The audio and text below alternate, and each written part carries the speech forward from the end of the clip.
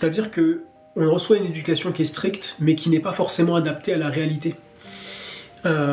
Et du coup, c'est vraiment... C'est ça en fait qu'il faut remettre en question. Il faut voir si, déjà, à l'époque où vos parents vous ont élevé, si les causes et les motifs ont se justifié. Parce que souvent, en fait, les parents, ils sont exigeants avec l'enfant. L'enfant, qui veut également répondre à ces critères d'exigence de ses parents, il se décale de ses propres besoins pour justement pouvoir satisfaire les besoins de ses parents. Et du coup, il va se décaler de qui il est. Il va se décaler de ce qu'il veut vraiment.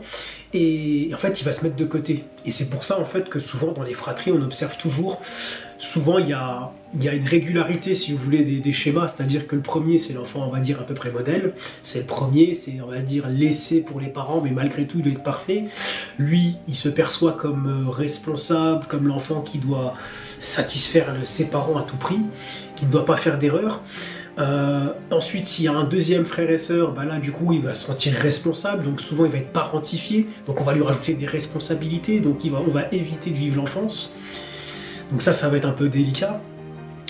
Ensuite, pour le deuxième qui va arriver, il va voir que le premier, le grand frère ou la grande sœur, c'est l'enfant qui est déjà parfait pour ses parents. Donc là, il est responsable, il est intelligent peut-être, il est peut-être sportif. Donc du coup, il va forcément être un peu en compétition avec le premier.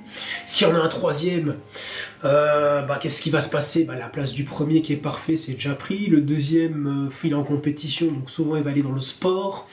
Le troisième, il va faire quoi ? Soit il va aller dans l'humour, pour dire ces choses qui va le blesser, il va les masquer derrière l'humour, soit, si l'humour ça marche pas, il va se mettre à échouer dans tout ce qu'il fait pour attirer l'attention.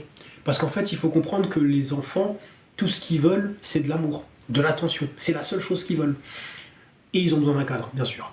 Mais à côté de ça, quand ils ne l'ont pas, ils vont mettre en place des stratégies pour essayer de les obtenir. Et donc en fonction de ça,